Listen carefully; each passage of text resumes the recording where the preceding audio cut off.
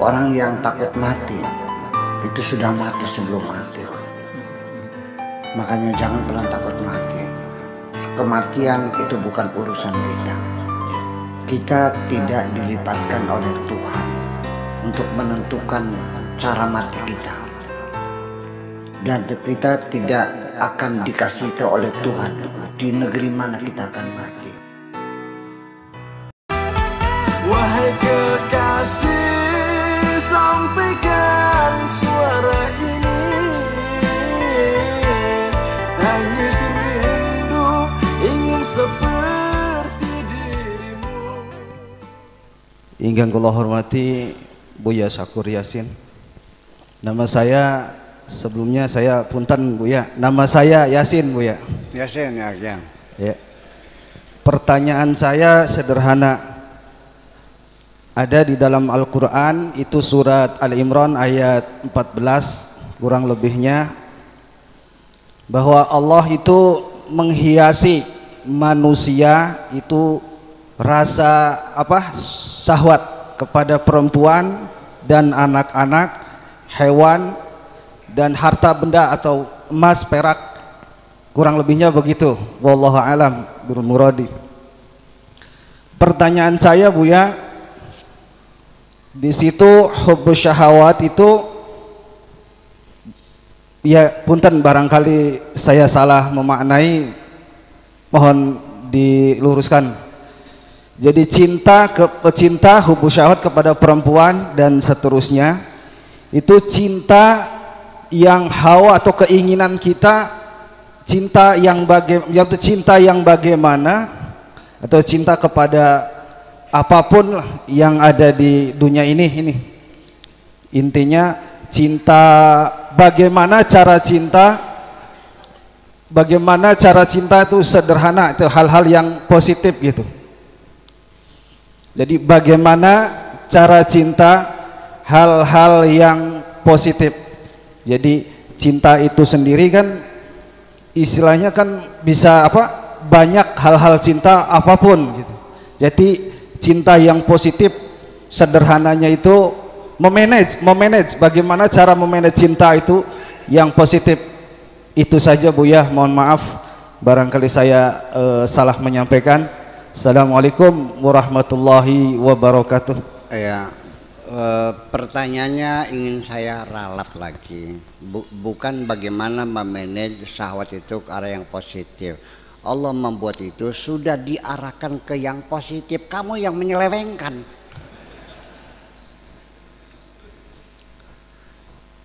Begini, kita nggak usah berpikir bagaimana mengarahkan nafsu syahwat ke arah yang positif. Itu sudah positif. Ketika kamu menggunakannya tidak benar ke arah yang negatif, itu kesalahanmu, kamu yang menyelewengkan. Jadi bukan bagaimana saya tidak nyeleweng, gitu aja kepersannya. Betul nggak? Nah, begini, Al-Quran sendiri mengatakan itu bukan wala taznu, tapi wala taqrabuz zina. Allah tidak mengatakan jangan berzina, tidak, tapi jangan mendekati zina. Jadi maksudnya menjaga jarak. Soalnya magnet ini luar biasa. Biarkan pengalaman itu terjadi pada diri Nabi Adam, jangan terulang pada dirimu. Mana mungkin satu rumah dengan cewek tidak pernah menyentuh, sinting kamu mah. Betul nggak? Kalau saya di rumah sendirian nggak ada masalah. Tapi begitu ada perempuan yang cantik cerita, secantik Siti Hawa, bingung saya, mules gini. Makanya saya ingin begini sajalah, dalam pergaulan kita nih Indonesia, ya kan, kita Indonesia bukan Saudi Arabia yang laki perempuan dipisah, betul-betul dipisahkan. Di sini kita bercampur. Silakan saja Anda bergaul dengan lawan jenis. Silakan bersahabat, silakan kerjasama, silakan di sekolah, di kuliah, kan begitu ya Pak Sedia. Di IAIN juga sama, mahasiswa juga campur. Silakan, sebatas saling menghormati, saling menghargai, kerjasama. Tapi jangan terlalu intim. Aja sering galang golong bareng lorowan baik. Itu saja kok. Kalau sudah masuk ke curhat-curhat, jaga jarak. Iya, apalagi yang masih bujangan, yang sudah berkeluarga juga sering terjadi perselingkuhan itu awalnya memang baik. Persahabatan, kerjasama, dagang bareng, ngajar bareng di kantor, kan begitu. Awalnya bagus. Seorang guru perempuan di SD terpencil. Waktu pulang hujan, temannya yang pakai mobil menawarkan.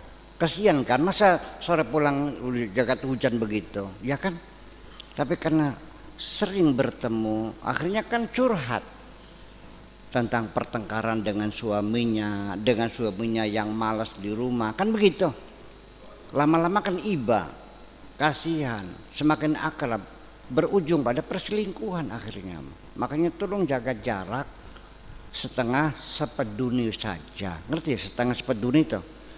Artinya pada saatnya malam hari minta diantar ya no way. Sorry aja ya gitu. Saya juga sering diajak karena istri saya itu memimpin majelis taklim kan gitu, se-Indramayu, sering malam merapat minta diantar, saya bilang sorry aja, masih mending saya suruh supir aja, jangan saya, bukan apa-apa. Betul nggak? Awalnya ya saling menghormati, saling menghargai, kerjasama. Lama-lama terjadi perselingkuhan. Itu magnetnya luar biasa, namanya syahwat itu. Ya, tetap itu satu. Kemudian persoalan bagaimana mengarahkan ke arah yang positif, kepada yang positif, yang jangan sampai ke negatif. Ya saya kira kita jangan menyelewengkan. Karena bagaimanapun zuyina ini maksudnya apa? Dihiasi. Dihias ini jangan diartikan seperti menghias pengantin. Jangan dekorasi, bukan. Menghiasi di sini artinya dibekali sesungguhnya. Dibekali, dilengkapi sebagai pelengkap. Karena ketika hubus syahwat, gairah seksual ini ditiadakan, kita coba nanya kepada perempuan yang sudah menopause. Yuk nanya kepada orang yang sudah kena kencing manis dan akhirnya dia impoten total. Dunia menjadi suram kok, nggak ada gairah sama sekali. Jadi sesungguhnya ini kata Sigmund Freud, bukan kata saya, bahwa faktor yang paling penting sebagai pendorong kita beraktivitas, berkreasi, bertahan hidup adalah seks. Itu ada benarnya sekalipun tidak seluruhnya. Kalau gairah seksual kita ditiadakan, maka hidup ini tidak akan pernah nyaman kok. Ya, lesu, nggak ada gairah, percaya nggak? Sebab kita belajar sungguh-sungguh, dapat ranking, akhirnya masuk perguruan tinggi, sarjana, jadi dokter, duitnya banyak, ujung-ujungnya kawin. Betul nggak? Kita pakai baju yang bagus, ujung-ujungnya menarik perhatian lawan jenis. Wis paham kita mungkin. Betul nggak? Jadi saya, Bapak juga kan, pernah nggak dulu waktu masa puber jatuh cinta sama perempuan? Pernah kan? Apa yang kau rasakan? Dunia indah sekali. Betul nggak? Jadi ini Allah memberikan rahmat kepada kamu dengan hubus syahwat, gairah seksual. Cuman ya itulah, jangan dimusnahkan, nggak usah, jangan. Yang penting asal dikendalikan, itu saja kok. Ya, nggak usah dikebiri, nggak usah. Masa dikebiri, ngaco kamu? Enggak, tapi disalurkan, bukan dilarang. Yang penting asal disalurkan. Jadi artinya bahwa ini teori Sigmund Freud, saya cerita Sigmund Freud, bahwa karena kita diberi gairah seksual oleh Tuhan dan itu sesuai dengan umur manusia juga. Ya, mulai munculnya gairah seksual itu pada masa usia puber. Masa usia puber itu adalah masuk ke usia 15 tahun lah. Tapi sekarang ini masa puber lebih dini. Saya melihat anak-anak kita pubernya sekarang lebih cepat. Karena tontonan-tontonan mereka berbeda dengan tontonan kita. Betul nggak? Anak SD sudah jengal-jengil gimana? Masih bau kencur tuh. Berjalannya digeol gitu, gimana lagi nih? Ya, dia sudah menarik lawan jenisnya. Ya karena tontonannya. Dan itu semuanya adalah saat yang paling indah di dunia itu di masa puber. Sekalipun nggak punya duit, nggak pusing kamu nih, percaya nggak? Nggak ada hujan, nggak ada angin, nggak ada semuanya sangat menggembirakan sekali. Ada gairah, semangat belajar segala macam. Ya, semangat hidup ini tinggi sekali ketika ada cinta di dalam hati kita. Baru cinta kepada sesama manusia saja kita punya gairah kehidupan yang luar biasa. Apalagi kalau engkau sudah cintamu kepada Allah Subhanahu wa taala. Ini yang jadi persoalan. Ya, jadi zuyyina linnas hubbus syahwat itu artinya secara proses hormonal memang itu hormonnya ada. Nah, itu makanya untuk bagaimana mengendalikannya, begini mengendalikannya, Bung. Kalau Anda menjadi orang tua, anak-anak kita menginjak masa puber itu harus diwaspadai. Tolong buku-buku anak-anak kita itu diperiksa. Barangkali banyak karangan-karangan Freddy. Tahu nggak Freddy? Ya ada. Kemudian kita kontrol itu. Tidak usah mengharamkan internet. Itu namanya memusuhi teknologi, pasti gagal. Tetap internet, HP tetap kita manfaatkan untuk meningkatkan kualitas hidup anak-anak kita. Hanya yang penting anak itu dicerdaskan emosinya supaya bisa memilih sendiri mana yang bermanfaat, mana yang berbahaya. Betul nggak? Capek kita ngontrolnya kalau begitu mah. Salah satunya supaya nafsu syahwat anak-anak kita di masa puber itu tidak liar, coba dikendalikan. Pertama, bagaimanapun namanya hormon itu diproduksi dari makanan, betul nggak?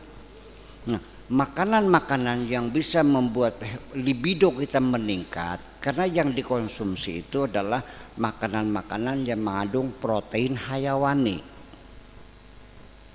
Jadi jangan merasa kamu kaya, anak-anak kita tiap hari dimakanin sate, deng-deng, bergedel segala macam, nggak usah lah. Ya, cukup dengan protein-protein nabati. Itu pun sudah cukup seimbang, memadai untuk mencukupi kebutuhan tubuh kita terhadap protein itu. Jadi jangan sate-satean terus dong. Ya, makan satenya seminggu sekali aja anak-anak puber nih. Ya tiap hari Pak goreng onta aja terus. Pagi onta, sore onta, nanti hari Minggu baru sate gitu.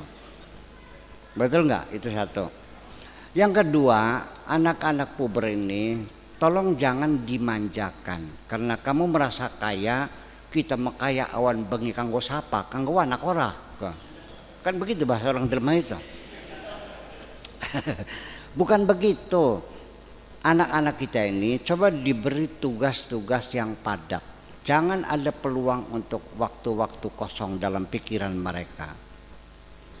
Bagi tugas pekerjaan rumah. Anak-anak kita suruh bagi, yang satu ngepel, satu nyuci, satu nyetrika, terus kita bagi semuanya. Jangan mengandalkan pembantu. Ya, kalau perlu anak kita didorong untuk ikut klub mana, untuk sepak bola, tenis, badminton, paham nggak?